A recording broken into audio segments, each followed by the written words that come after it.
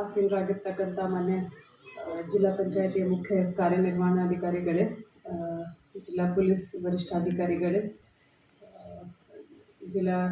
ಜಿಲ್ಲೆ ಹಿಂದಿನ ಪೊಲೀಸ್ ವರಿಷ್ಠಾಧಿಕಾರಿಗಳೇ,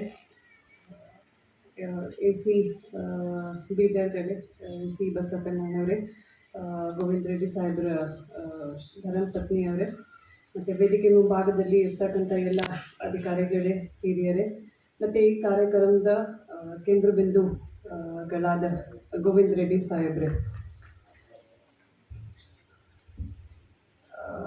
ನಿಮ್ಮೆಲ್ರಿಗೂ ಗೊತ್ತಿದ್ದಂಗೆ ನಾನು ಹಿಂದಿನ ರಾಯಚೂರಿನಲ್ಲಿ AC ಇದ್ದಾಗ ಸಾಹೇಬರು ADC ಇದ್ದರು.